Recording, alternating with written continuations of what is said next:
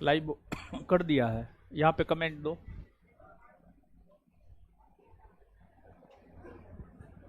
अरे बोलेंगे तब ना बात सुनाई देगा।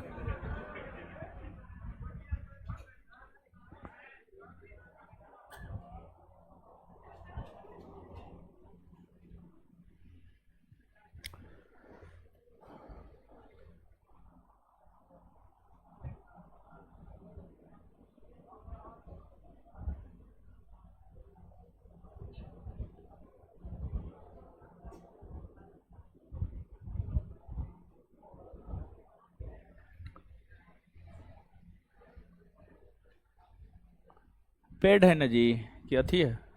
फ्री है आज? अच्छा ठीक।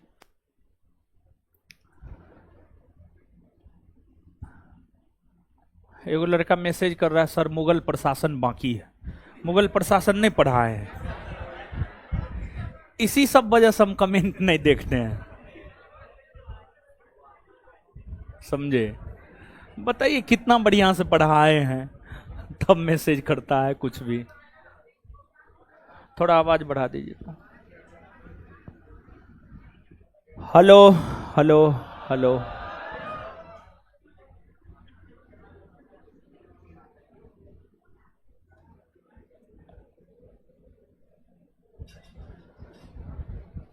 चलिए शांति बनाइए अब।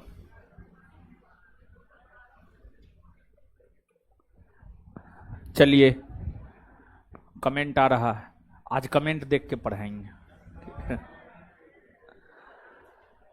तो कैसे हैं आप लोग? होली कैसा रहा? बढ़िया रहा। होली के बाद आज पहला मिलन है ना?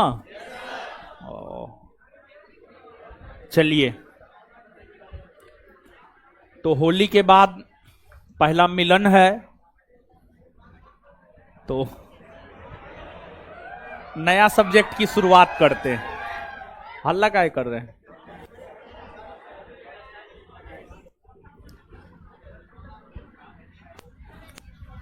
हाय, क्या हुआ?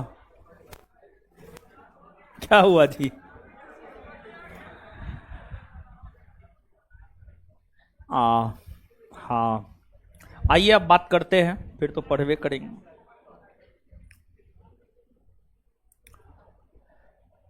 देखिए,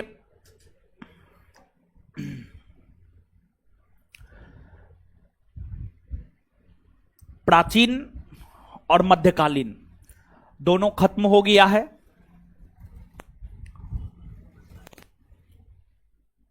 ऑब्जेक्टिव पूरा पूरा नहीं हुआ है। प्राचीन का भी कुछ ऑब्जेक्टिव बाकी है और मध्यकालीन का भी कुछ ऑब्जेक्टिव बाकी है, हमारे ख्याल से बाकी है ना? हाँ ठीक है, देखा जाएगा आगे, समझे? देखिए, जो आप सब्जेक्टिव पढ़े हैं ना, वही सब चीज लगभग ऑब्जेक्टिव में भी होता है। 10-20% नया क्वेश्चन मिलेगा अगर आप ऑब्जेक्टिव लेकर के बनाइएगा। 70-80% क्वेश्चन बन जाएगा, 20 से 30% क्वेश्चन आपसे नहीं बनेगा। तो आगे देखेंगे, टाइम निकाल करके जो है देखेंगे, ऑब्जेक्टिव करवाएंगे। कुछ कुछ बाकी है ऑब्जेक्टिव, ध्यान में है, ऐसा नहीं है कि हमको ध्यान में ना है। और जब ऑब्जेक्टिव होगा ना, प्राचीन का जब ऑब्जेक्टिव होगा, तो प्राचीन के बैच में जो है आपको, सर मीडिया में कुछ टॉपिक बाकी है। हे भगवान, मेडेबल में कोई टॉपिक बाकी है जी? बताइए, ये सब मेडेबल भी नहीं लिखा, वो हम सही पढ़ दिए हैं, मीडिया में कुछ टॉपिक बाकी है। इस सब का क्या कहा जाए? बताइए, मध्यकालीन में कोई टॉपिक बाकी है जी? कोई टॉपिक बाकी है? एक भी टॉपिक बाकी नहीं है मध्यकालीन में। सब चीज पढ़ा दिए हैं हम, नहीं पढ़ाए हैं? सब चीज पढ़ाए हैं। तो क्या लड़का का नाम है जी?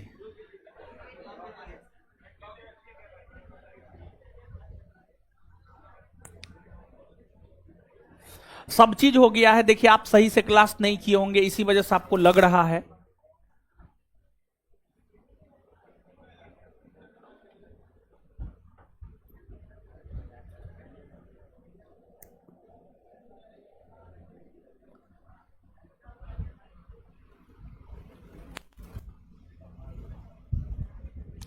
कमेंट ऑफ कर दीजिए, ये सब पढ़ाने नहीं देगा। कमेंट हटाइए, है ना। देखते ना, मेडेवल को लिखता है मीडिया।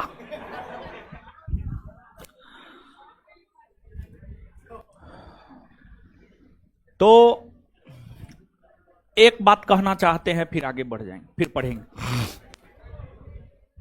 आप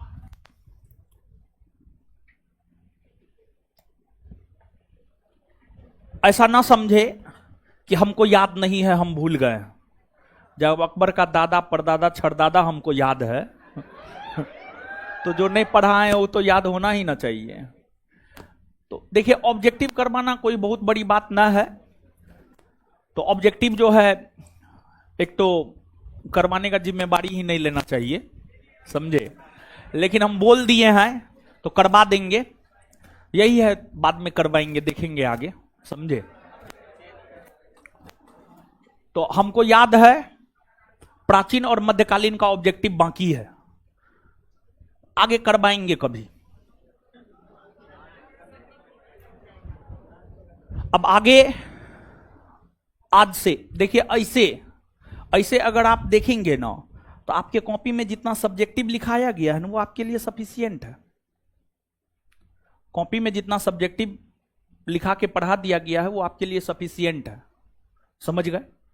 लेकिन फिर भी हम आपको बोले हुए हैं ऑब्जेक्टिव करवाएंगे, और कुछ चैप्टर का ऑब्जेक्टिव करवाए भी हैं। प्राचीन में भी कुछ चैप्टर का करवाए हैं, मध्यकालीन में भी कुछ चैप्टर का करवाए हैं। तो जो बाकी बचा हुआ है ना, बाकी बचा हुआ देखते हैं, करवा देंगे। आप विश्वास रखिए, करवा देंगे हम आपको। और मॉडर्न का जहां तक सवाल है, मतलब आधुनिक भारतीय इतिहास का जहां तक सवाल है, तो आज से जो है हम लोग आधुनिक भारतीय इतिहास पढ़ेंगे। आज से स्टार्ट कर देते हैं आधुनिक भारतीय इतिहास पढ़ना।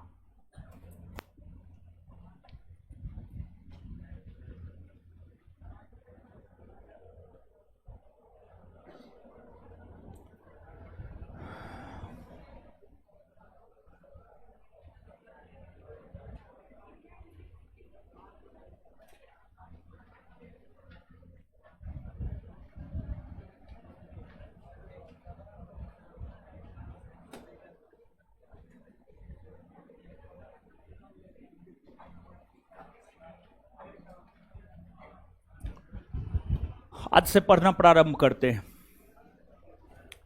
सबसे पहले आधुनिक भारतीय इतिहास के सिलेबस को हम लोग देख लेते हैं, क्योंकि अगर आप प्राचीन पढ़े होंगे तो प्राचीन के सिलेबस से अवगत करवाए, सारा का सारा टॉपिक हम आपको पढ़ा दिए। फिर मध्यकालीन आप पढ़े होंगे तो मध्यकालीन के जो है पूरे टॉपिक से हम आपको अवगत करवाए, और सभी टॉपिक हम आपको खत्म कर दिए। उसी प्रकार से जो है आधुनिक भारतीय इतिहास के सिलेबस से आप सबसे पहले अवगत होइए। तो आधुनिक भारतीय इतिहास के सिलेबस से आप अवगत हो जाइए, और फिर जो पहला टॉपिक होगा उस पहला टॉपिक की हम लोग शुरुआत कर देंगे। देखिए, जो आधुनिक काल है, आधुनिक काल की शुरुआत कब से हुई है, इसको लेकर के विद्वानों के बीच मतभेद है।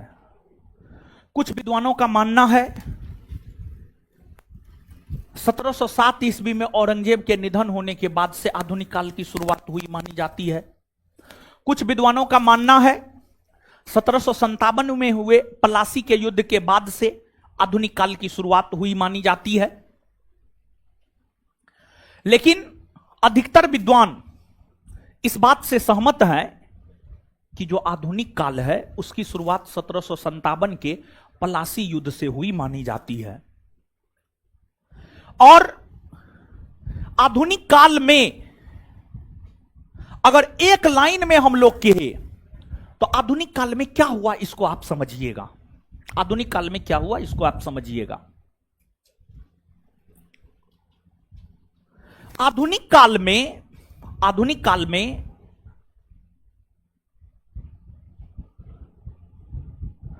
अंग्रेज भारत आए, और फिर अंग्रेजों ने सबसे पहले भारत में व्यापार किया। फिर धीरे धीरे अंग्रेज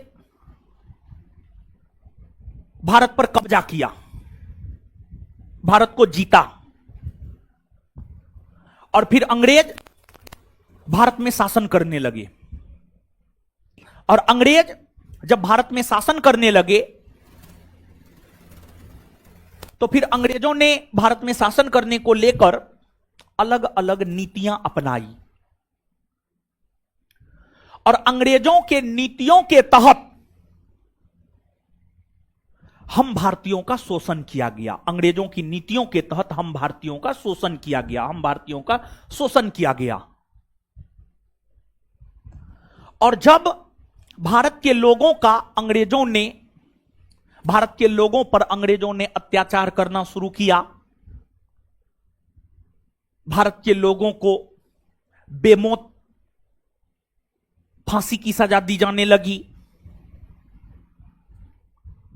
भारत के लोगों का आर्थिक तौर पर शोषण होने लगा, तो फिर भारत के लोग अंग्रेजों के खिलाफ आवाज बुलंद करना शुरू किया। तो फिर भारत के लोग अंग्रेजों के खिलाफ आवाज बुलंद करना शुरू किया, आवाज बुलंद करना शुरू किया। और फिर जब भारत के लोगों ने अंग्रेजों के खिलाफ आवाज बुलंद करना शुरू किया तो फिर जाकर कांग्रेस जैसे राजनीतिक संगठन की स्थापना हुई, और फिर कांग्रेस में एक से बढ़कर एक नेता हुए। उन्हीं में एक गांधी जी हुए जिन्होंने भारत की आजादी के लिए आंदोलन चलाया। फिर गांधी जी के द्वारा कुछ छोटे और बड़े आंदोलन चलाए गए, और अंततः अंग्रेजों को भारत छोड़कर जाना पड़ा। मतलब आधुनिक भारतीय इतिहास की अगर हम लोग बात करें तो आधुनिक भारतीय इतिहास में अंग्रेजों के आगमन से देश के आजाद होने तक की घटनाओं को हमें पढ़ना है। मतलब अंग्रेज आए, व्यापार किए, भारत को जीता, भारत पर कब्जा किया, भारत में शासन प्रशासन किया, भारत के लोगों पर अत्याचार किया, और फिर भारत के लोगों ने अंग्रेजों के खिलाफ आवाज बुलंद किया। फिर स्वतंत्रता आंदोलन हुए और अंततः 1947 में देश आजाद हो गया। यही सब चीज जो है हमें पढ़ने हैं बेसिकली आधुनिक भारतीय इतिहास में। कुछ दिमाग में गया है? हाँ। अब इसको चैप्टर में बांट देते हैं, समझ गए? टोटल आप मान करके चलिए 14-15 चैप्टर है आधुनिक भारतीय इतिहास में। टोटल अगर आप मान करके चलेंगे तो 14-15 चैप्टर है। गौर से सुनिएगा कौन से 14-15 चैप्टर है। पहला चैप्टर है आधुनिक भारतीय इतिहास का, भारत में यूरोपीय कंपनियों का आगमन। भारत में यूरोपीय कंपनियों का आगमन। दूसरा चैप्टर है 18वीं सदी का भारत। तीसरा चैप्टर है बंगाल के गवर्नर जनरल, भारत के गवर्नर जनरल और वायसराय। चौथा चैप्टर है ब्रिटिशों की आर्थिक नीतियां। पांचवा चैप्टर है 1857 का विद्रोह, और 1857 के विद्रोह के अलावे कुछ अन्य छोटे छोटे विद्रोह हुए, जनजातीय विद्रोह हुए, किसान आंदोलन हुए, फिर जो है आपको और भी छोटे छोटे विद्रोह हुए, जैसे कि आपको सन्यासी विद्रोह हो गया, खोंड विद्रोह हो गया, अहोम विद्रोह हो गया, नील आंदोलन हो गया, कोल विद्रोह हो गया। ये सब छोटे छोटे विद्रोह हुए हैं, इन विद्रोहों को भी हम लोग देखेंगे। तो छठा चैप्टर हो गया अन्य छोटे विद्रोह। फिर सातवां चैप्टर 19वीं 20वीं सदी का सामाजिक धार्मिक सुधार आंदोलन। फिर आठवां चैप्टर भारत में शिक्षा और प्रेस का विकास। नौवां चैप्टर कांग्रेस से पूर्व स्थापित संगठन। 10वां चैप्टर कांग्रेस। और फिर 11वां चैप्टर राष्ट्रवादी आंदोलन या राष्ट्रीय आंदोलन। फिर 12वां चैप्टर सुभाष, 12वां चैप्टर भारत में क्रांतिकारी आंदोलन। फिर 13वां चैप्टर सुभाष चंद्र बोस और आजाद हिंद फौज। और फिर 14वां चैप्टर की अगर आप बात करेंगे तो फिर स्वतंत्रता के बाद का भारत। यही 14 चैप्टर मूल तौर पर आधुनिक भारतीय इतिहास में जो है आपको देखने को मिलेंगे। और यही 14 चैप्टर जो है मूल तौर पर हम लोगों को पढ़ना है आधुनिक भारतीय इतिहास के अंतर्गत, जिसमें हम लोगों का पहला चैप्टर है भारत में यूरोपीय कंपनियों का आगमन। अब जो है आप लोग खोलिए संस्थान का टेलीग्राम चैनल।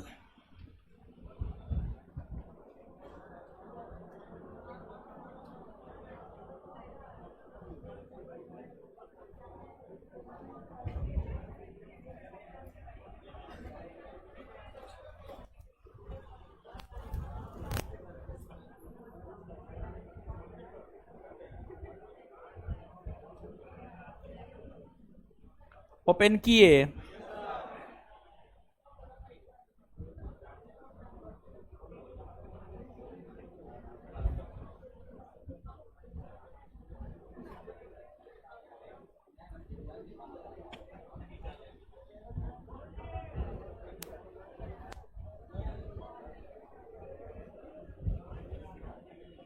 है इस लेक्चर में पीडीएफ लगाया है जी? हाँ लगाया है। ऑनलाइन वाले लोग ये जो आप अभी लेक्चर देख रहे हैं इसमें एक बार बैक होइएगा तो एक सेगमेंट मिलेगा व्यू पीडीएफ।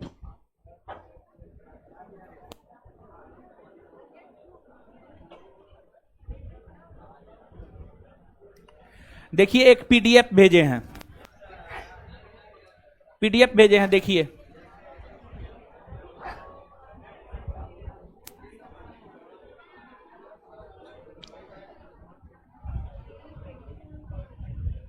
पीडीएफ ओपन कीजिए।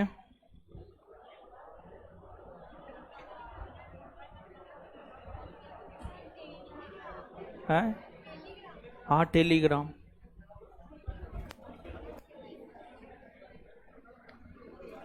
मिला जी पीडीएफ?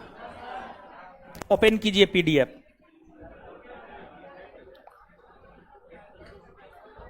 ऑनलाइन वाले लोग आप लोग भी पीडीएफ देखिएगा। बैक होइए एप्लीकेशन पर, अभी जो क्लास लाइव है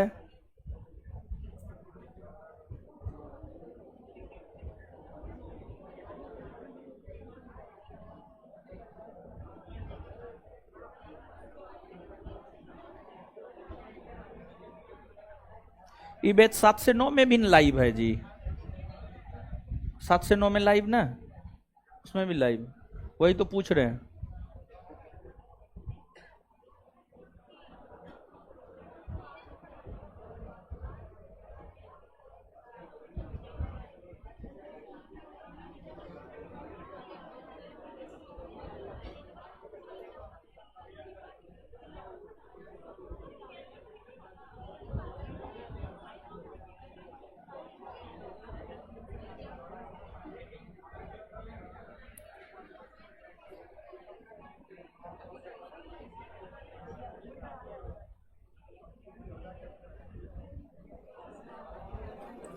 है आप लोग देखे जी?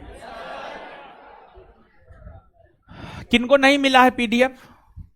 टेलीग्राम चैनल पर सबको पीडीएफ मिल गया है? देखिए पीडीएफ खोलिए एक बार।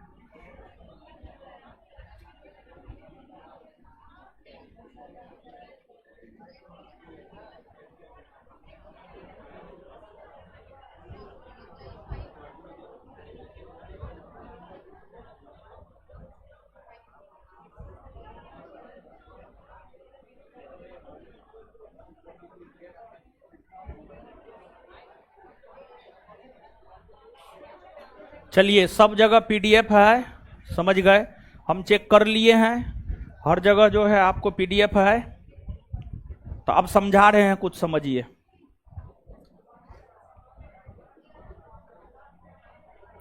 अरे सब चीज बतला रहे हैं, काहे आप लोग हड़बड़ाते हैं? ऐसे अकबकाइए ना, अकबकाने से कुछ मिलेगा? कुछ नहीं मिलेगा। इसलिए अकबकाना नहीं है, सब बात हम समझा देते हैं, कैसे कैसे होगा, क्या नहीं होगा।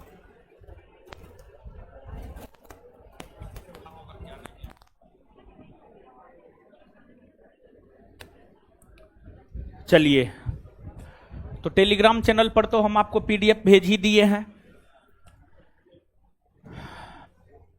और उसमें अगर आप ओपन करके देखेंगे, कल के डेट में जाकर के आप बहाना मत बनाइएगा कि हमको पीडीएफ नहीं मिला। इसी वजह से हम ओपन करवा दिए कि आप ओपन करके देख लीजिए आपको पीडीएफ मिला है या नहीं मिला है। तो आधुनिक भारतीय इतिहास का जहां तक सवाल है,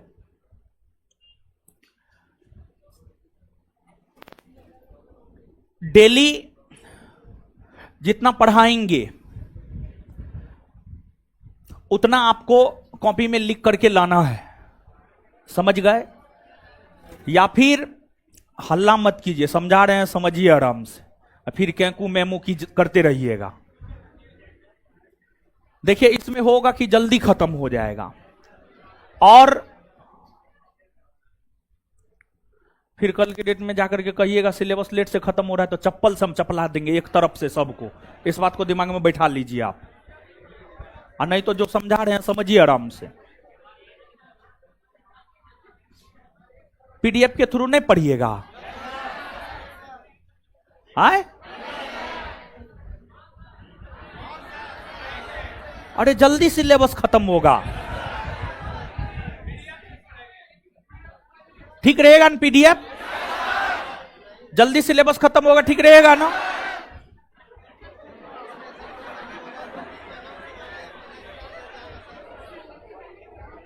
हाँ?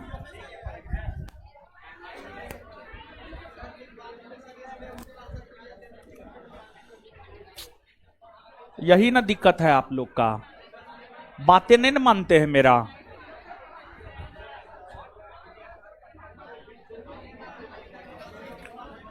अच्छा, अभी मतदान हो जाए, अभी एकदम डिसीजन हो जाएगा, और एक चीज में हाथ उठाइएगा, दोनों में हाथ नहीं उठाइएगा, मां कसम है, दोनों में हाथ नहीं उठाइएगा। लिख करके पढ़िएगा, हाथ खड़ा कीजिए, एगो हाथ खड़ा कीजिए, दूगो नहीं, एगो। रुकिए 1 मिनट, देखने दीजिए, पीछे भी थोड़ा देखिएगा जी।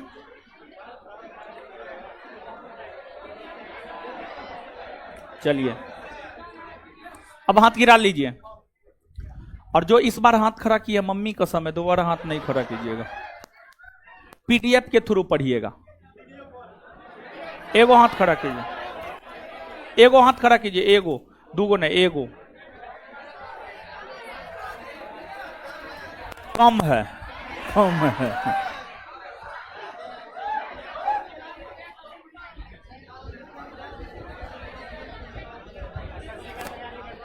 हैं?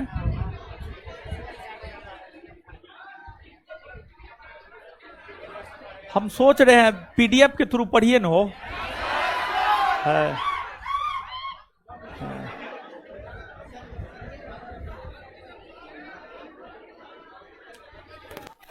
अब बताइए, ऐसे तो लोकतांत्रिक तरीका से जाइएगा तो लिख करके पढ़ने वाला का संख्या ज्यादा है, समझे?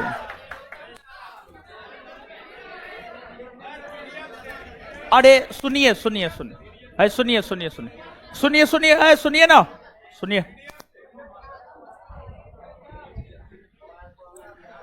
देखिए, पीडीएफ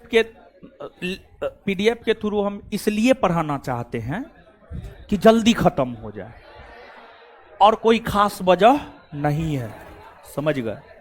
तो जल्दी खत्म होगा, ये तो बढ़िया चीज है, नहीं बढ़िया चीज। और देखिए, सुनिए, चैप्टर वाइज पीडीएफ देंगे, एक बार नहीं देंगे। देखिए, उसमें भी क्या है, आप सुनिए ना, पूरा बात पहले सुनिए।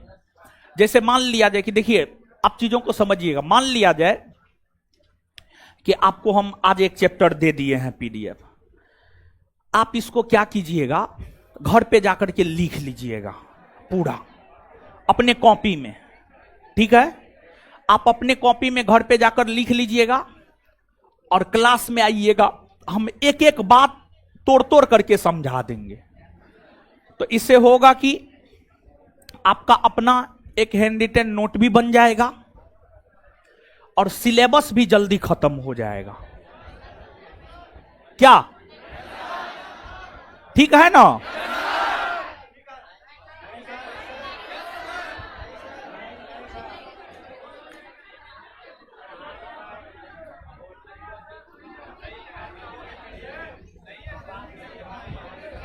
हाँ क्या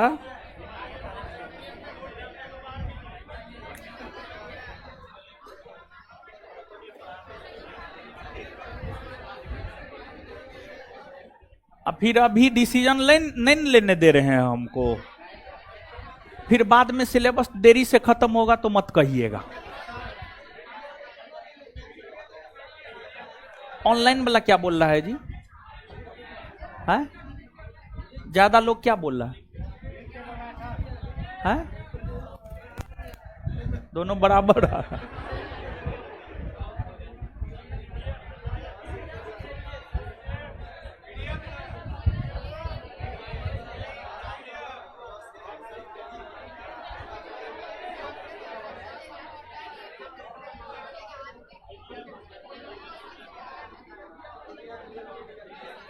जो हम बोल रहे हैं वो मानिएगा, वही बात हम बोल रहे हैं कि चैप्टर वाइज पीडीएफ दे देंगे, घर से लिख के लाइएगा, उसको समझा देंगे, उसको आप होमवर्क मान लीजिएगा। यानी चैप्टर वाइज पीडीएफ लिखना, इसको आप अपना होमवर्क मान लीजिएगा। क्या मान लीजिएगा? होमवर्क। इससे है कि आपका अपना एगो कॉपी भी तैयार हो जाएगा।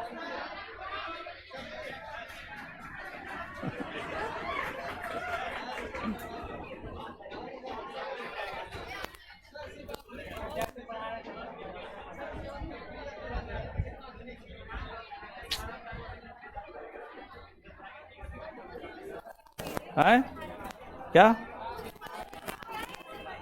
पीडीएफ से पढ़ा दें।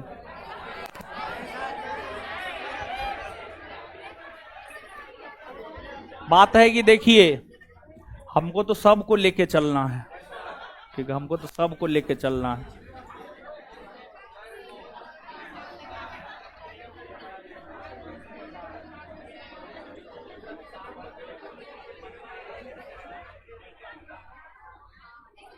पढ़िए ना पीडीएफ के थ्रू।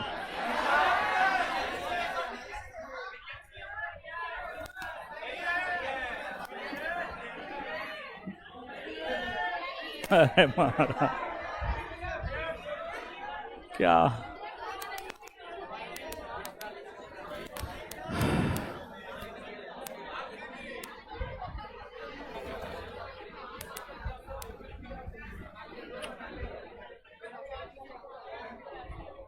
आपका है, खड़ा है, बैठिए ना आप। अच्छा, लड़की में रुकिए, मतदान करवाते हैं। लड़की लोग जो बोलेगी वही कर देंगे। चलिए, अच्छा बताइए तो कौन कौन लड़की चाहती है लिख करके पढ़े? रुकिए, गिनने दीजिए, गिनने दीजिए, हाथ खड़ा रखें। 1 गो 2 गो 3 गो 4 गो 5 गो 6 गो 7 गो 8 गो 9 गो 10 गो 11 12 13 14 15 16 17।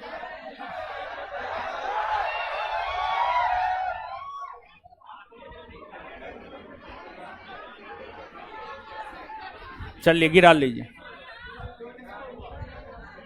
कौन कौन लड़की चाहती है पीडीएफ के थ्रू पढ़े? पीडीएफ के थ्रू। हार गई, हार गई।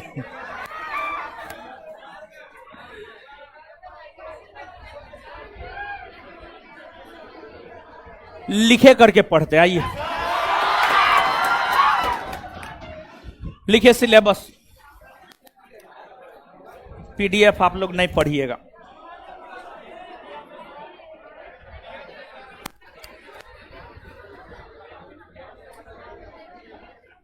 फास्ट कर देंगे, जल्दी खत्म कर देंगे, चिंता मत कीजिए, ठीक है, तो जल्दी खत्म कर देंगे, चिंता नहीं करना है। अब लिख करके पढ़ रहे हैं, लिख करके ही पढ़िए। क्लास टाइम थोड़ा बढ़ा देंगे, समझे, क्लास टाइम थोड़ा बढ़ा देंगे। और जो शाम में 7:30 से 9 बैच है ना, 7:30 से 9 वाले बैच के लड़का सबको भी बोलेंगे आकर के मॉडर्न इस बैच में पढ़ लीजिए।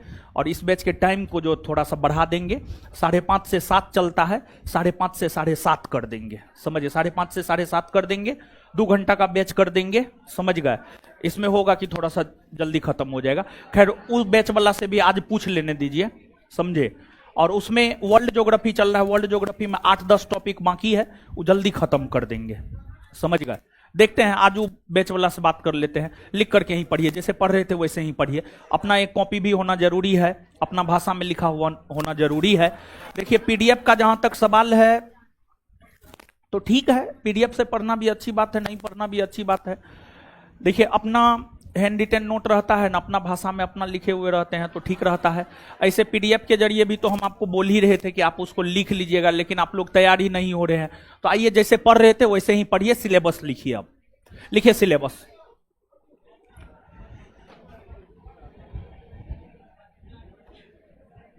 ऐसे भी मतदान 2 बार हुआ, दोनों बार में लिखे करके पढ़ने वाला का संख्या ज्यादा था, तो इसी वजह से वही डिसीजन लिए हैं। लड़की में भी आप देख ही लिए, लगभग 40 गो लड़की जो है हाथ खड़ा की थी लिख करके पढ़ेंगे, और 20-25 गो लड़की हाथ खड़ा की थी कि पीडीएफ के साथ पढ़ेंगे, ठीक है।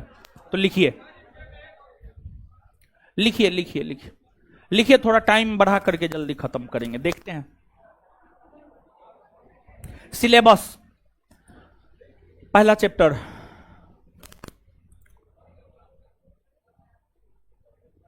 भारत में यूरोपीय कंपनियों का आगमन।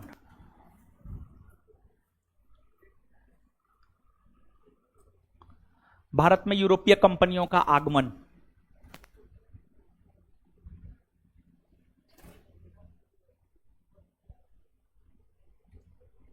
टाइम बढ़ाएंगे तो उससे तो कोई दिक्कत नहीं है, आप लोग उससे कोई दिक्कत नहीं ना है, ठीक है। भारत में यूरोपीय कंपनियों का आगमन। 2 नंबर में 18वीं शताब्दी में स्थापित नवीन स्वायत्त राज्य। 18वीं शताब्दी में स्थापित नवीन स्वायत्त राज्य।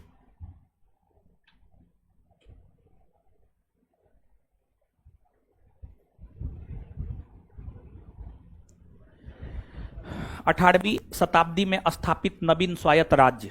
18वीं शताब्दी में स्थापित नवीन स्वायत्त राज्य। 3 नंबर में बंगाल के गवर्नर, गवर्नर जनरल, बंगाल के गवर्नर गवर्नर जनरल, बंगाल के governor governor general, governor general,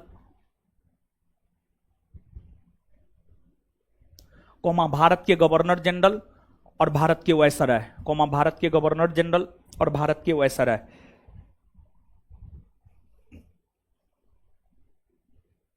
और भारत के वायसराय, भारत के गवर्नर जनरल और भारत के वायसराय।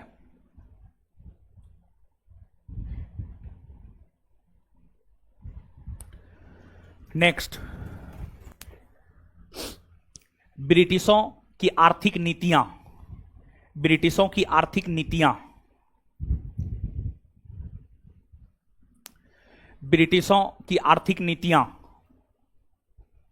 नेक्स्ट, ब्रिटिशों की आर्थिक नीतियां।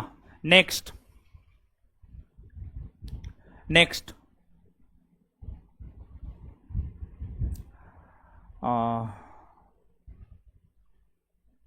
1857 ईस्वी का विद्रोह। 1857 ईस्वी का विद्रोह।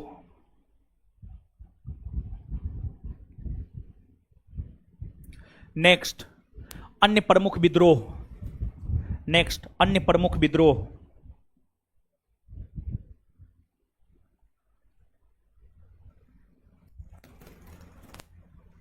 अन्य प्रमुख विद्रोह। नेक्स्ट,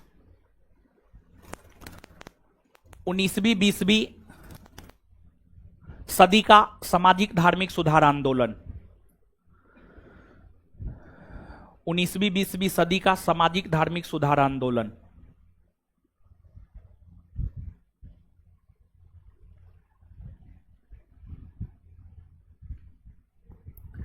उन्नीसवीं 20वीं सदी का सामाजिक धार्मिक सुधार आंदोलन। नेक्स्ट,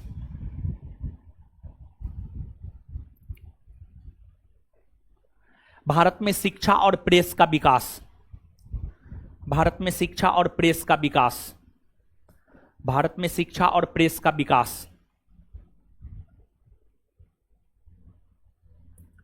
भारत में शिक्षा और प्रेस का विकास। भारत में शिक्षा और प्रेस का विकास। नेक्स्ट, कांग्रेस से पूर्व स्थापित संगठन। कांग्रेस से पूर्व स्थापित संगठन।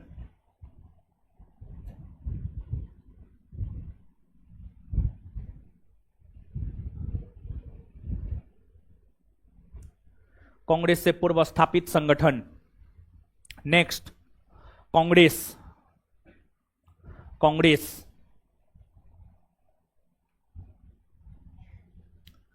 नेक्स्ट, राष्ट्रीय आंदोलन। राष्ट्रीय आंदोलन। राष्ट्रीय आंदोलन। नेक्स्ट, भारत में क्रांतिकारी आंदोलन। भारत में क्रांतिकारी आंदोलन।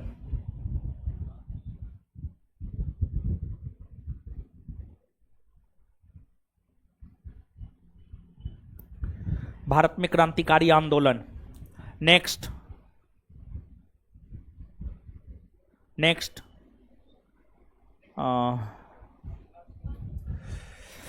सुभाष चंद्र बोस और आजाद हिंद फौज। सुभाष चंद्र बोस और आजाद हिंद फौज।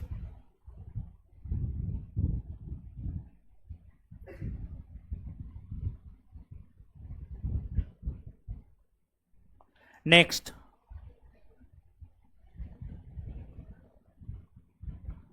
स्वतंत्रता के बाद का भारत। स्वतंत्रता के बाद का भारत।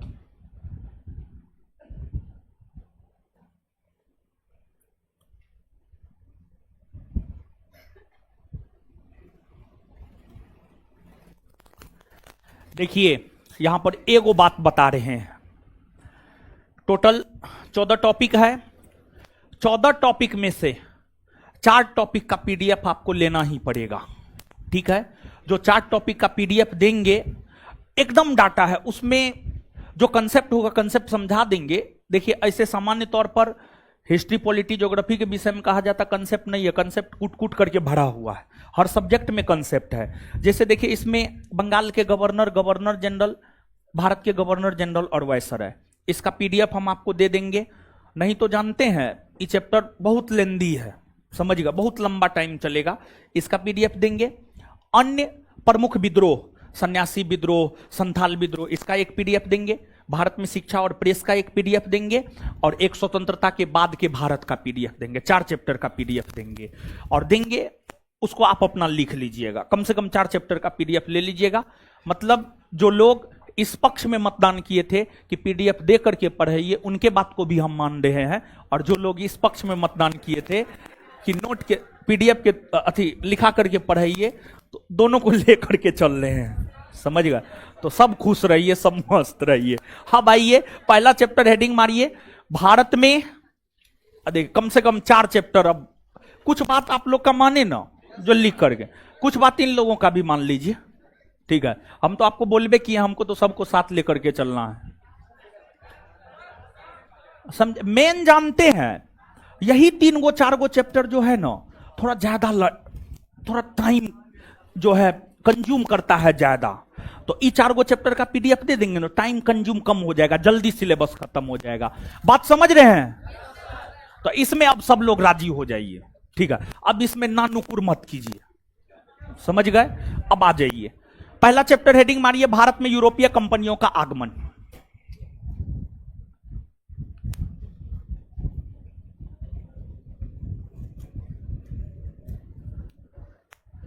भारत में यूरोपीय कंपनियों का आगमन। भारत में यूरोपीय कंपनियों का आगमन।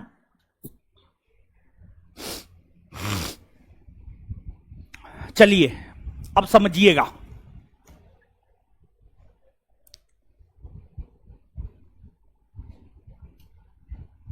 आइए, भारत में यूरोपीय कंपनियों का आगमन, यह चैप्टर है आपका।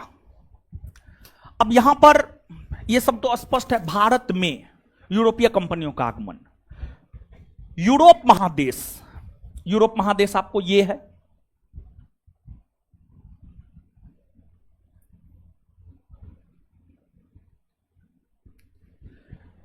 यूरोप महादेश के भीतर कई सारी कंपनियां स्थापित हुई।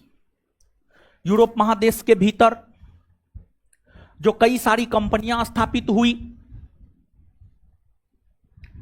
उसमें कंपनियों का नाम है पुर्तगाली East India Company, British East India Company, Dutch East India Company, फ्रांसीसी East India Company, Swedish East India Company. ये सब यूरोपीय कंपनी का नाम है। तो देखिए, यूरोप महादेश में एक देश है पुर्तगाल, यहां पर है आपको पुर्तगाल। यूरोप महादेश के पश्चिमी भाग में आएंगे ना, तो यहां पर एकदम आपको मिलेगा पुर्तगाल। पुर्तगाल में जो कंपनी स्थापित हुई, पुर्तगाली East India company. United kingdom यानी ब्रिटेन में जो कंपनी स्थापित हुई, उसे ब्रिटिश ईस्ट इंडिया कंपनी, उसे British East India company. Sweden में जो कंपनी स्थापित हुई, स्वीडिश ईस्ट इंडिया कंपनी। फिर आपको फ्रांस, यहां फ्रांस है, फ्रांस में जो कंपनी स्थापित हुई, फ्रांसीसी ईस्ट इंडिया कंपनी। तो ये तमाम यूरोपीय कंपनी है। और पुर्तगाली ईस्ट इंडिया कंपनी 1498 में स्थापित हुआ, ब्रिटिश ईस्ट इंडिया कंपनी 1600 ईस्वी में स्थापित हुआ, फ्रांसीसी ईस्ट इंडिया कंपनी 1664 ईस्वी में स्थापित हुआ। तो हर कंपनी का अपना अलग अलग स्थापना वर्ष है। तो हर कंपनी जो आपको स्थापित हुआ है, इस कंपनी की स्थापना, देखिए कंपनी की स्थापना क्यों की जाती है। जैसे कि मान लिया जाए कि आप ही कोई कंपनी स्थापित कर रहे हैं, तो आप कंपनी की स्थापना क्यों करेंगे?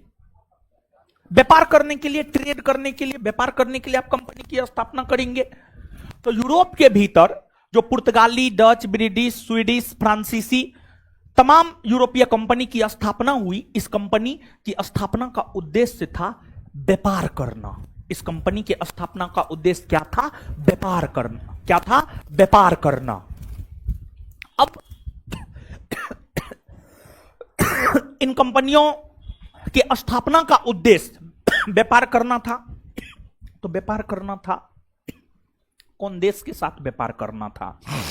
तो इन कंपनियों की स्थापना का उद्देश्य था भारत के साथ व्यापार करना। किसके साथ व्यापार करना? भारत के साथ व्यापार करना। और भारत के साथ साथ पूर्वी एशियाई देश जैसे चीन हो गया, म्यांमार हो गया, इंडोनेशिया हो गया, इन देशों के साथ भी व्यापार करना इस कंपनी की स्थापना का उद्देश्य था। मतलब एक लाइन में अगर हम लोग कहे तो यूरोप के भीतर जो कंपनियां स्थापित हुई, उन कंपनियों की स्थापना का उद्देश्य था भारत तथा पूर्वी एशियाई देशों के साथ व्यापार करना। भारत तथा पूर्वी एशियाई देशों के साथ व्यापार करना कंपनी की स्थापना का जो है आपको उद्देश्य था। आखिरकार ये कंपनियां भारत और पूर्वी एशियाई देश ही आकर व्यापार क्यों करना चाहती थी? देखिए, भारत और पूर्वी एशियाई देश प्राचीन काल से ही अपार खनिज संसाधन से भरा रहा है। इतिहासकारों ने भारत और पूर्वी एशियाई देशों को अपार खनिज संसाधन वाला देश कहा है। कच्चा माल की काफी ज्यादा उपस्थिति भारत तथा पूर्वी एशियाई देशों में देखने को मिली है। यही वजह है कि कंपनियां भारत तथा पूर्वी एशियाई देशों के साथ व्यापार करने के लिए उतारू थी।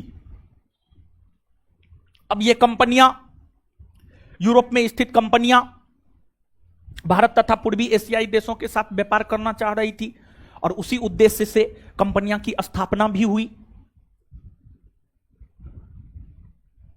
तो आप देखिएगा कि भारत और यूरोप के बीच व्यापार प्राचीन काल से होते आए हैं। प्राचीन काल से संगम काल में भी भारत और यूरोप के बीच व्यापार होता था। संगम काल में भी भारत और यूरोप के बीच व्यापार होता था। तो प्राचीन काल से भारत और यूरोप के बीच जो है व्यापार होता हुआ आया है।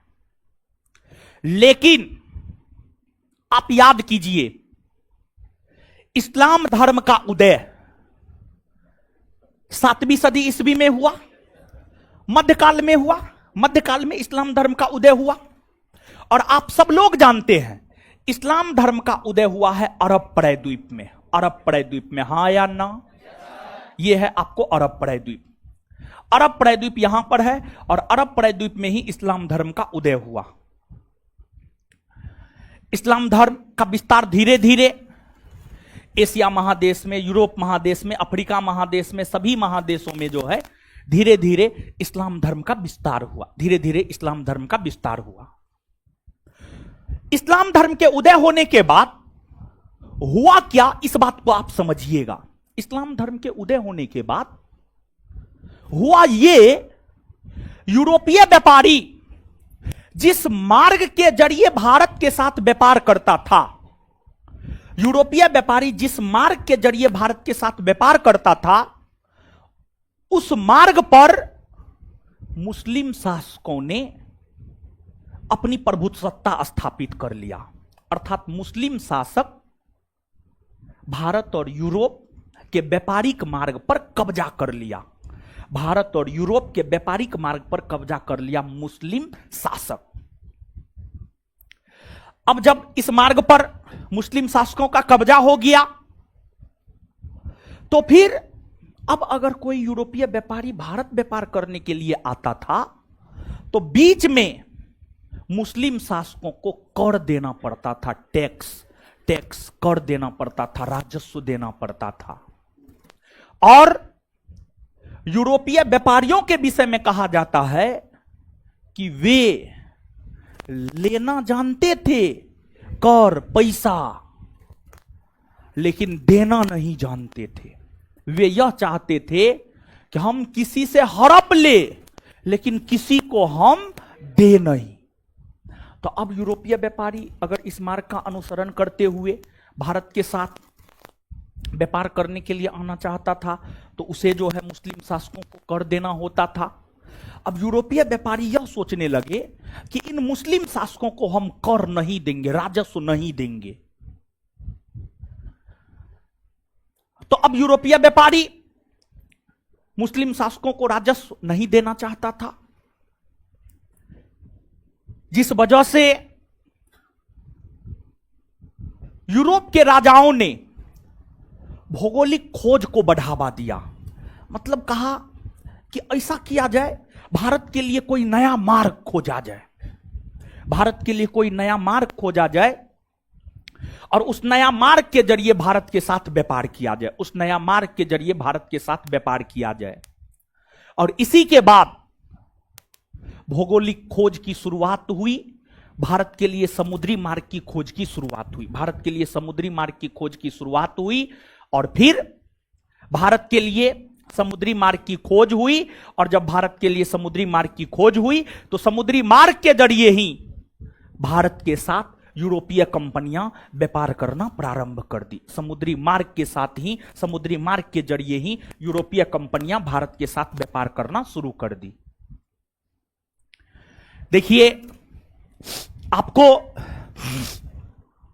कहा जाता है कि दो देश भौगोलिक खोज में सबसे महत्वपूर्ण भूमिका अदा किया था। जो दो देश भौगोलिक खोज में सबसे महत्वपूर्ण भूमिका अदा किया था, एक देश का नाम था पुर्तगाल और दूसरे देश का नाम था स्पेन। एक देश का नाम था पुर्तगाल और दूसरे देश का नाम था स्पेन। तो पुर्तगाल और स्पेन, ये दोनों देश, पुर्तगाल और स्पेन, ये दोनों देश भौगोलिक खोज में बढ़ चढ़कर अपनी भागीदारी को सुनिश्चित किया। और सबसे पहले एक पुर्तगाली नाविक था, उसका नाम था बार्थोलोमियो डियाज। एक पुर्तगाली यात्री था, साहसी नाविक और यात्री था, उसका नाम था Bartolomeu Diaz. Bartolomeu Diaz, Bartolomeu Diaz Bharat को खोजने निकला, और बार्थोलोमियो डियाज भारत को खोजने निकला, और वे अटलांटिक महासागर होते, ये अटलांटिक महासागर है, अटलांटिक महासागर होते हुए अफ्रीका तट होते हुए साउथ अफ्रीका के दक्षिणी भाग, साउथ अफ्रीका के दक्षिणी भाग पर पहुंचा, और बार्थोलोमियो डियाज यहां से आगे नहीं बढ़ पाया। बार्थोलोमियो डियाज यहां से आगे जो है आपको नहीं बढ़ पाया, और बार्थोलोमियो डियाज यहां तक पहुंचा, और इसे बार्थोलोमियो डियाज ने नाम दिया आशा अंतरीप द्वीप। आशा अंतरीप द्वीप, अंग्रेजी में cap of good hop, cap of good hop. तो कैप ऑफ गुड हॉप की खोज जो है आपको बार्थोलोमियो डियाज ने किया।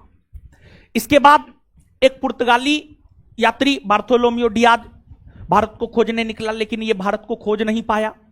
तत्पश्चात आपको कोलंबस, कोलंबस के विषय में कहा जाता है रहने वाला था वो इटली का, लेकिन कोलंबस स्पेन के नाविक के तौर पर, स्पेन के राजा के संरक्षण में, स्पेन के राजा ने कोलंबस को भेजा था, स्पेन के राजा ने कोलंबस को भेजा था।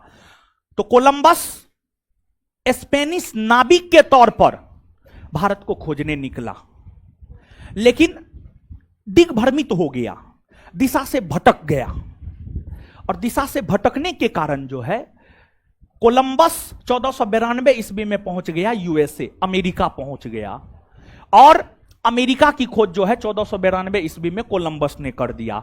और इससे पहले अमेरिका के विषय में किसी को जानकारी नहीं था। अमेरिका भी एक भौगोलिक क्षेत्र है, इसकी जानकारी लोगों को तब मिली जब कोलंबस दिग्भ्रमित होकर के अमेरिका पहुंच गया, और कोलंबस ने अमेरिका को नई दुनिया कहा, और यहां के लोगों को कहा रेड इंडियन। क्या कहा? रेड इंडियन, रेड इंडियन कहा। समझ गए?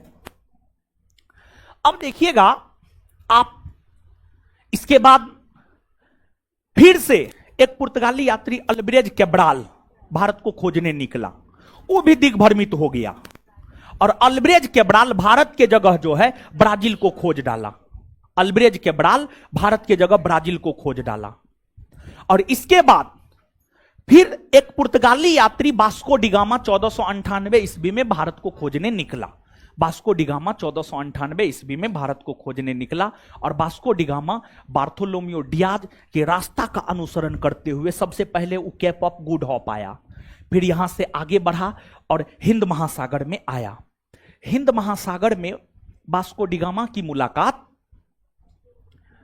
गुजराती नाविक अब्दुल मुनीद के साथ हुआ। अब्दुल मुनीद के साथ जो है मुलाकात हुई वास्को डिगामा की। तो फिर वास्को डिगामा ने अब्दुल मुनीद को कहा कि हमको भारत जाना है, और फिर अब्दुल मुनीद ने वास्को डिगामा को भारत जाने का मार्ग बतलाया। जैसे आप बोरिंग रोड गए, बोरिंग रोड में कहीं पर कोई कोनो स्कूल कॉलेज में आपका सेंटर है, आप नहीं जानते हैं, तो आप जाते हैं तो बीच रास्ता में किसी से पूछते हैं ना कि बोरिंग रोड में फलना स्कूल फलना कॉलेज कहाँ है। तो वैसे ही जो है वास्को डिगामा अब्दुल माजिद या अब्दुल मुनीद से भारत के लिए मार्ग जाना, और अब्दुल मुनीद की सहायता से ही वास्को डिगामा भारत पहुंचा। वास्को डिगामा 17 मई 1498 ईस्वी को भारत पहुंचा, और वास्को डिगामा भारत के पश्चिमी तट पर पहुंचा। भारत के पश्चिमी तट पर पहुंचा, और भारत के पश्चिमी तट पर जो है वास्को डिगामा केरल के कालीकट बंदरगाह पर पहुंचा।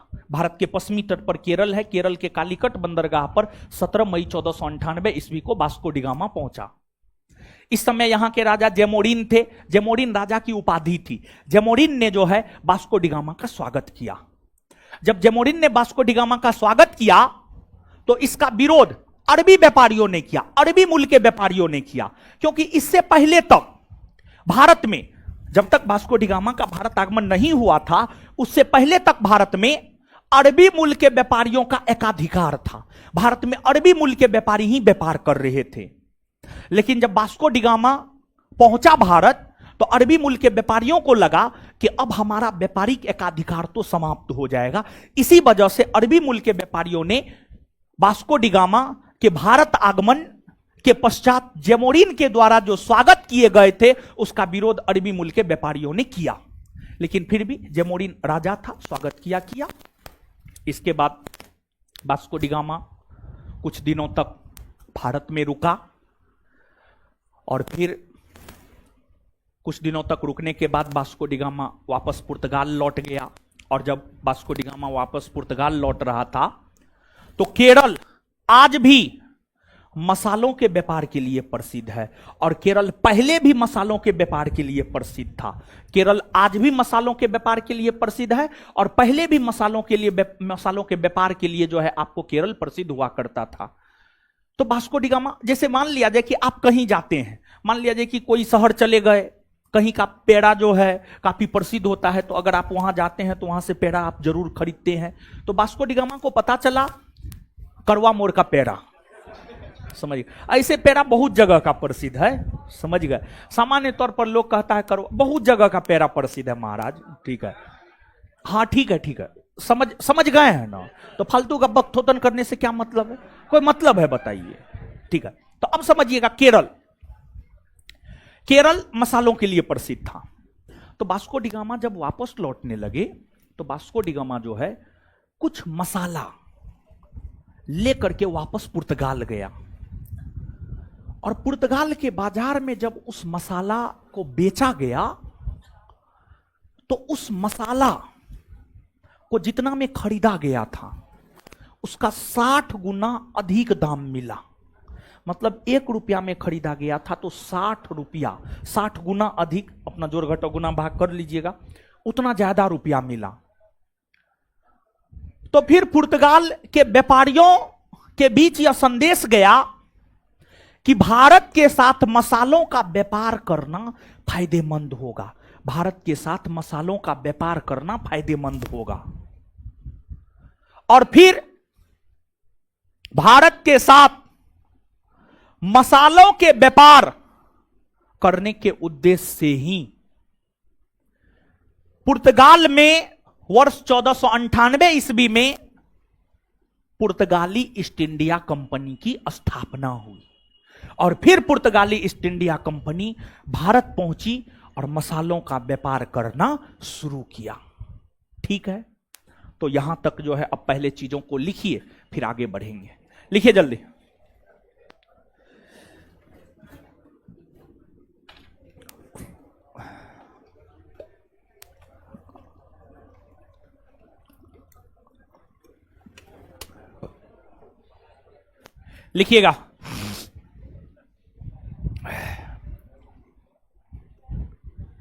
लिखिएगा, पॉइंट वाइज लिखाएंगे चीजों को, ठीक है।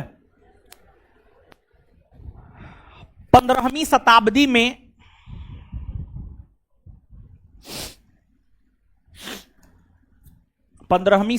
में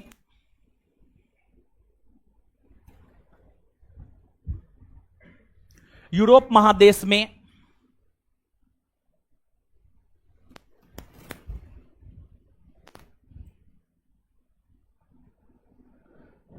यूरोप महादेश में भौगोलिक खोज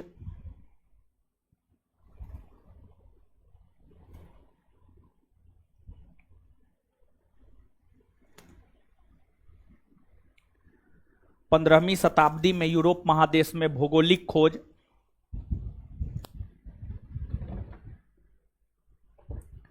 की शुरुआत हुई।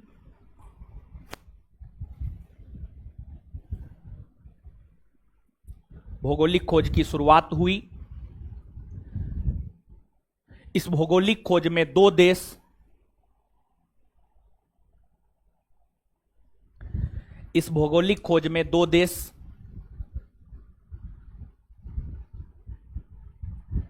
इस भौगोलिक खोज में दो देश स्पेन और पुर्तगाल ने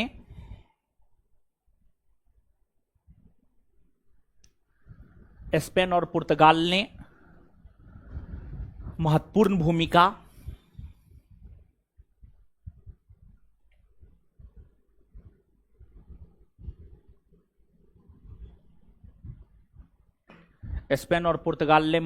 भूमिका निभाया।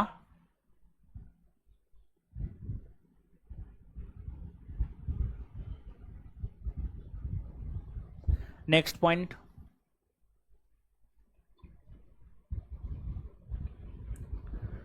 पुर्तगाली यात्री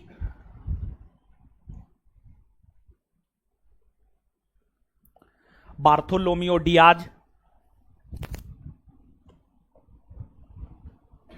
लिख देते हैं, चिंता नहीं करना है। पुर्तगाली यात्री बार्थो डियाज 1487 ईस्वी में,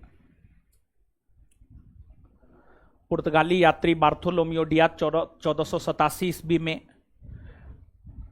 भारत को खोजने निकला।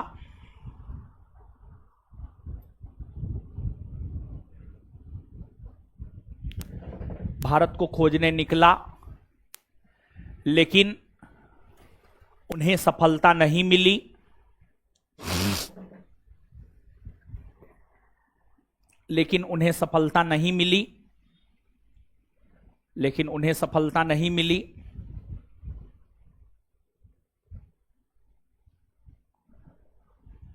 उन्होंने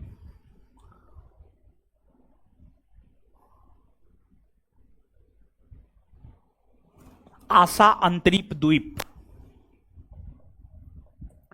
आशा अंतरिप द्वीप, कैप ऑफ गुड होप,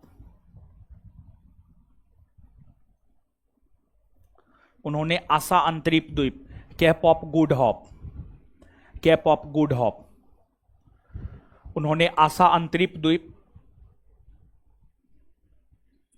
यानी कैप ऑफ गुड होप की खोज की।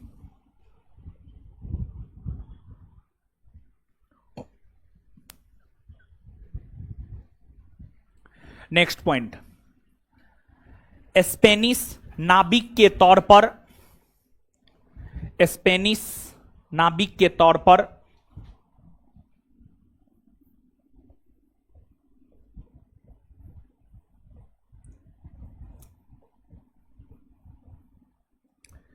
स्पेनिश नाविक के तौर पर स्पेनिश नाविक के तौर पर कोलंबस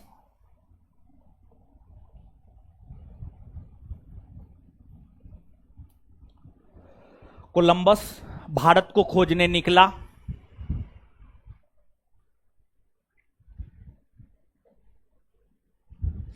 कोलंबस भारत को खोजने निकला, लेकिन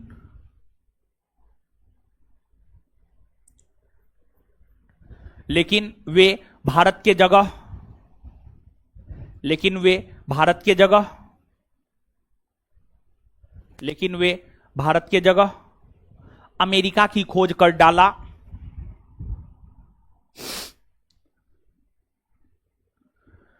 लेकिन वे भारत की जगह अमेरिका की खोज कर डाला। लेकिन वे भारत की जगह अमेरिका की खोज कर डाला। भारत की जगह अमेरिका की खोज कर डाला और अमेरिका को नई दुनिया कहकर पुकारा। और अमेरिका को नई दुनिया कहकर पुकारा।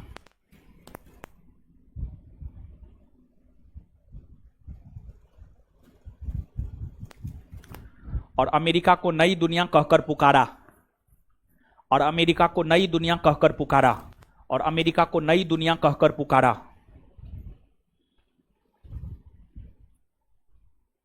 तथा यहां के लोगों को रेड इंडियन कहा।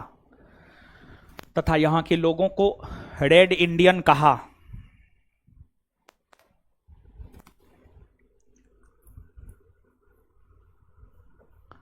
तथा यहां के लोगों को रेड इंडियन कहा। तथा यहां के लोगों को रेड इंडियन कहा।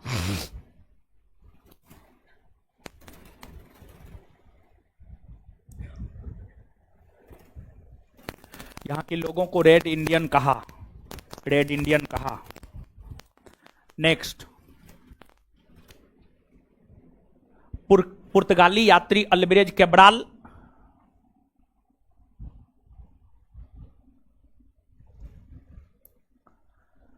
पुर्तगाली यात्री अल्बरेज कैब्राल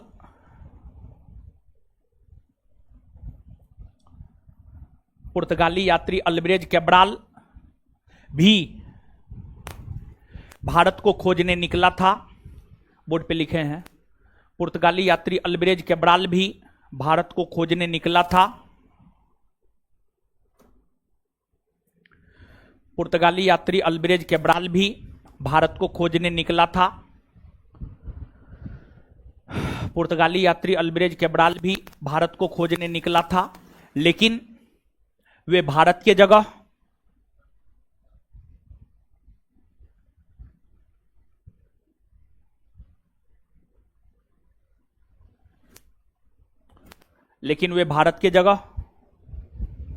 ब्राजील की खोज कर डाला। लेकिन वे भारत की जगह ब्राजील की खोज कर डाला। भारत की जगह ब्राजील की खोज कर डाला। भारत की जगह ब्राजील की खोज कर डाला। भारत की जगह ब्राजील की खोज कर डाला।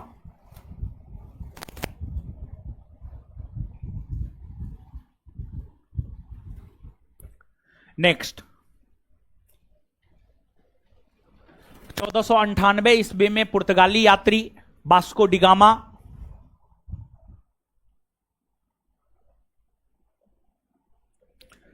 1498 ईस्वी में पुर्तगाली यात्री वास्को डिगामा 1498 ईस्वी में पुर्तगाली यात्री वास्को डिगामा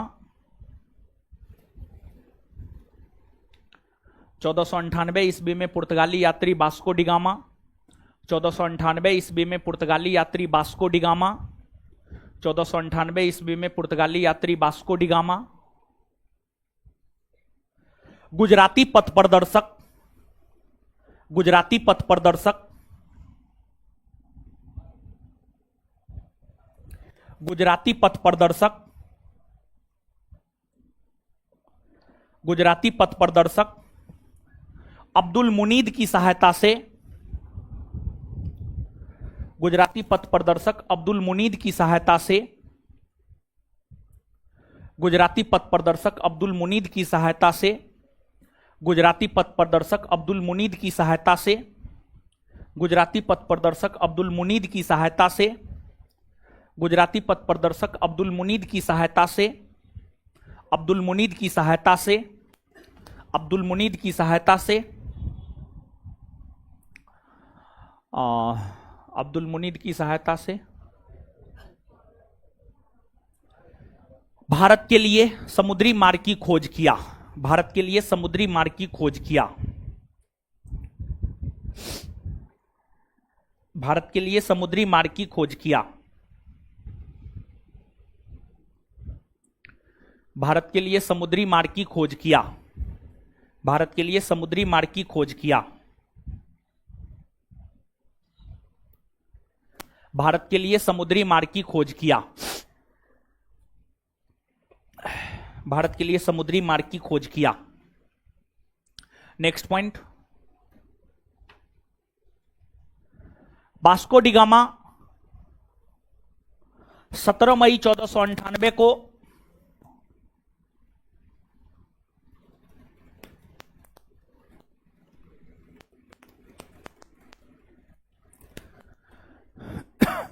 वास्को डिगामा 17 मई 1498 को वास्को डिगामा 17 मई 1498 को भारत के पश्चिमी तट पर स्थित वास्को डिगामा 17 मई 1498 को भारत के पश्चिमी तट पर स्थित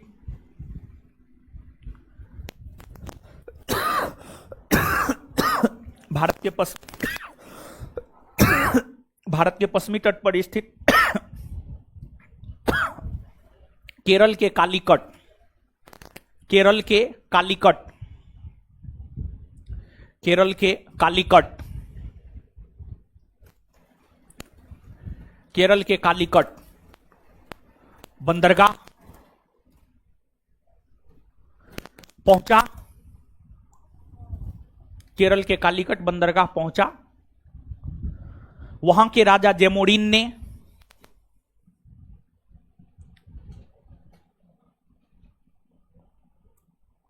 वहां के राजा जेमोरिन ने वहां के राजा जेमोरिन ने उपाधि है शासक का। वहां के राजा जेमोरिन ने वास्को डिगामा का भव्य स्वागत किया। वहां के राजा जैमोरिन ने वास्को डी गामा का भव्य स्वागत किया। वहां के राजा जैमोरिन ने वास्को डी गामा का भव्य स्वागत किया। वहां के राजा जैमोरिन ने वास्को डी गामा का भव्य स्वागत किया। वहां के राजा जैमोरिन ने वास्को डी गामा का भव्य स्वागत किया। भव्य स्वागत किया।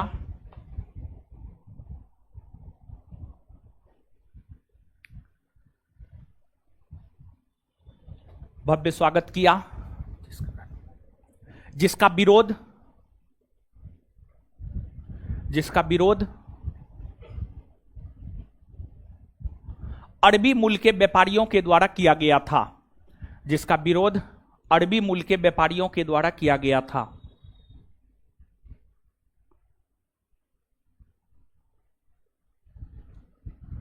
जिसका विरोध अरबी मूल के व्यापारियों के द्वारा किया गया था। जिसका विरोध अरबी मूल के व्यापारियों के द्वारा किया गया था। जिसका विरोध अरबी मूल के व्यापारियों के द्वारा किया गया था। जिसका विरोध अरबी मूल के व्यापारियों के द्वारा किया गया था।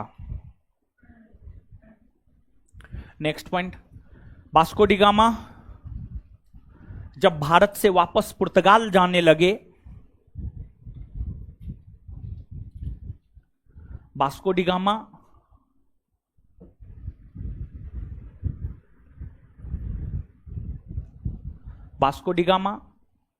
जब भारत से वापस पुर्तगाल जाने लगे,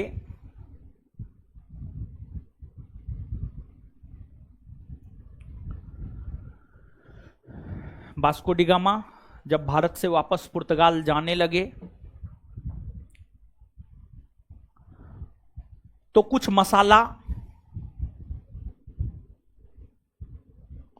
खरीदकर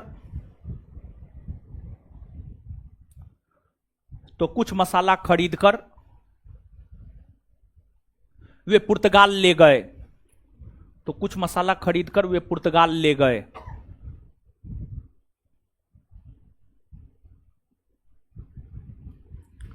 पुर्तगाल ले गए।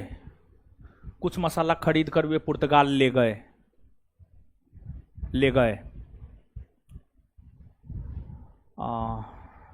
पुर्तगाल ले गए। जिसे पुर्तगाल के बाजार में बेचा गया।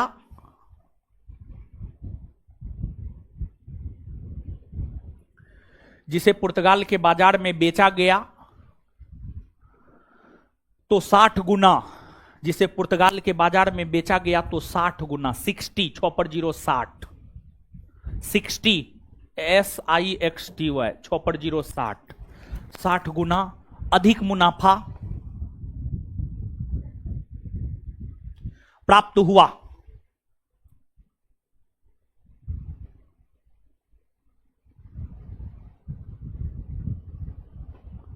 यह बात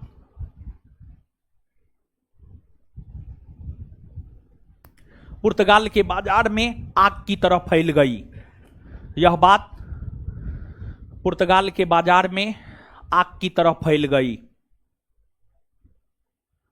यह बात पुर्तगाल के बाजार में आग की तरह फैल गई। यह बात पुर्तगाल के बाजार में आग की तरह फैल गई। नेक्स्ट पॉइंट,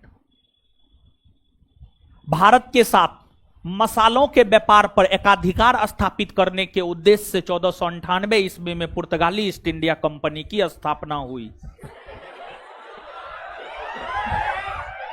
लिखिए, भारत के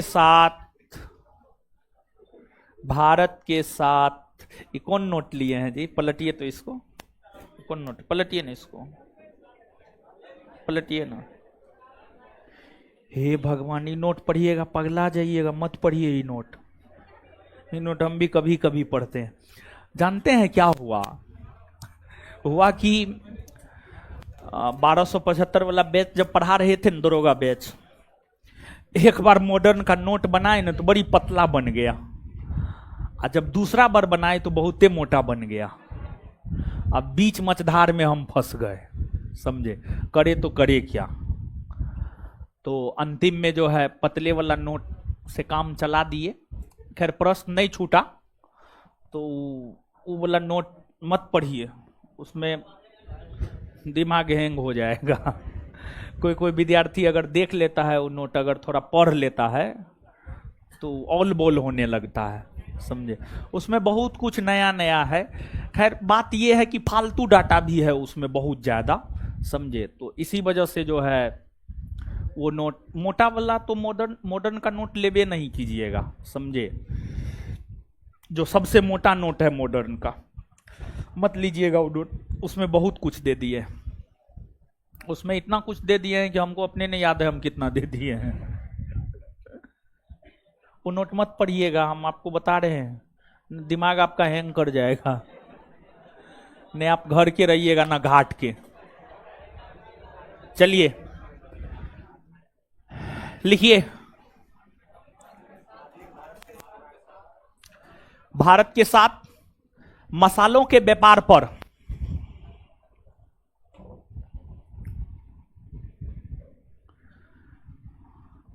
भारत के साथ मसालों के व्यापार पर एकाधिकार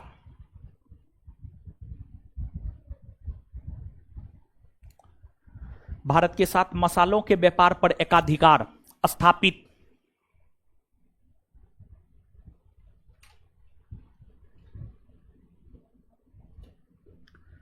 भारत के साथ मसालों के व्यापार पर एकाधिकार स्थापित करने के उद्देश्य से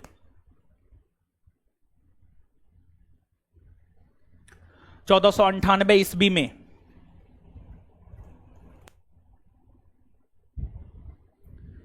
पुर्तगाली ईस्ट इंडिया कंपनी की स्थापना हुई।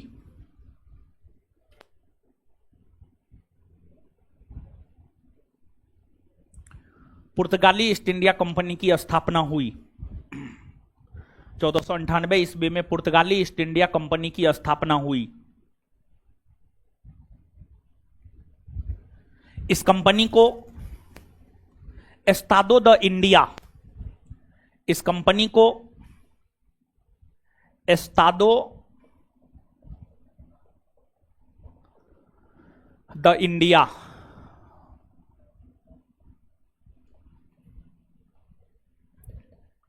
इस कंपनी को एस्टादो द इंडिया कंपनी के नाम से भी जाना जाता है। इस कंपनी को एस्टादो द इंडिया कंपनी के नाम से भी जाना जाता है।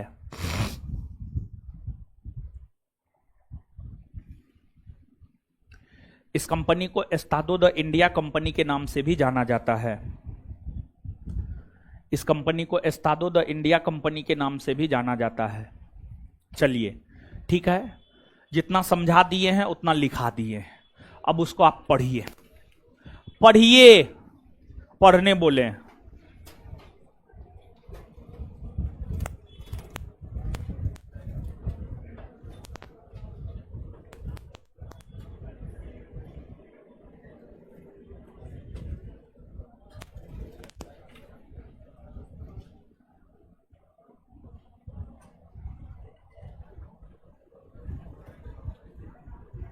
है पढ़िए, पीछे में दांत निकाल रहे हैं, बोल रहे हैं पढ़ने तो दांत निकाल रहा है।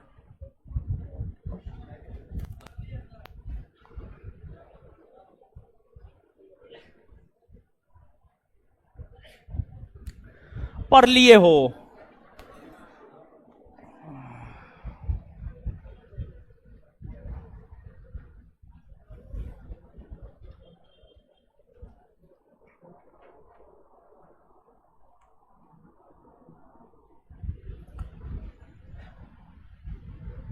हो गया?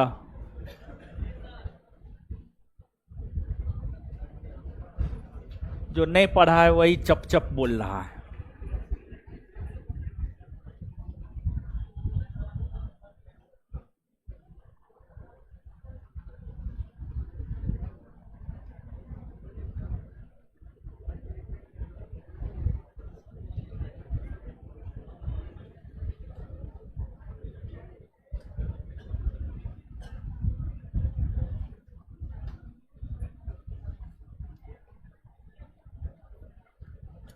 दीजिए। है सुनिए, यूरोप महादेश में भौगोलिक खोज की शुरुआत कौन शताब्दी में हुआ? यूरोप महादेश में भौगोलिक खोज की शुरुआत कौन शताब्दी में? अच्छा, इस भौगोलिक खोज में कौन दो देश महत्वपूर्ण भूमिका दे? स्पेन और? केप ऑफ गुड होप की खोज किसने किया? Bartholomew Dias. Cape of Good Hope की खोज किसने किया? बार्थोलोमियो। अमेरिका की खोज किसने किया? अमेरिका की खोज किसने किया? ब्राजील की खोज किसने किया? ब्राजील की खोज कौन किया है? भारत के लिए समुद्री मार्ग की खोज कौन किया? वास्को डिगामा किसकी मदद से भारत पहुंचा था? अब्दुल मुनीद। वास्को डिगामा किसकी मदद से भारत पहुंचा? अब्दुल मुनीद। वास्को डिगामा भारत के कौन तट पर पहुंचा था? पूर्वी या पश्चिमी? जेमोरिन ने स्वागत किया। इसका विरोध किसने किया? अरबी मुल्क के व्यापारियों ने। ठीक है। इसके बाद वास्को डिगामा जो मसाला लेकर गया था उसको बेचने से कितना मुनाफा कितना मुनाफा? अच्छा, पुर्तगाली ईस्ट इंडिया कंपनी की स्थापना कब हुई है? 1400। कौन चीज के व्यापार पर एकाधिकार स्थापित करने को? मसाला ना। और पुर्तगाली ईस्ट इंडिया कंपनी को और किस नाम से जाना जाता? एस्टादो द। पुर्तगाली ईस्ट इंडिया कंपनी को और किस नाम से जाना? एस्टादो द। क्लियर है बात? चलिए 7 से 9 वाला बैच में बात करते हैं आज। समझ गए? और अगर वो लोग मान गया तो आपके बैच के टाइम को थोड़ा बढ़ा देंगे। समझ गए? 5:30 से 7:30 कर देंगे। ठीक है। हमको निकलने दीजिए, तब निकलिएगा। इतना धरफड़ाइए ना आप लोग। धन्यवाद सभी लोगों का।